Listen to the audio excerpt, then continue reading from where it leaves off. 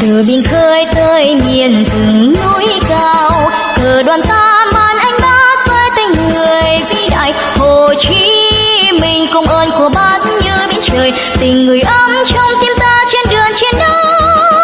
Vì đất nước ta ra đi xây đời hạnh phúc, cho mai sau thỏa lòng mong ước của Bác Hồ.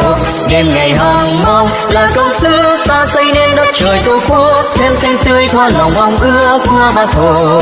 Đêm ngày hằng mong là thanh niên thế hệ Hồ Chí Minh, vì ngày mai ta xây đắp những công trình vĩ đại. Đồng lúa chiếu mong quê ta nhà mây khói ngút trời, cả tổ quốc trong tương lai anh điền tỏa sáng. Vì đất nước ta ra đi xây đời hạnh phúc, cho mai sau thỏa lòng mong ước của Bác Hồ. Đêm ngày hằng mong là công sức ta xây nên đất trời tổ quốc, thêm xanh tươi thỏa lòng mong ước của Bác Hồ. Đêm ngày hằng mong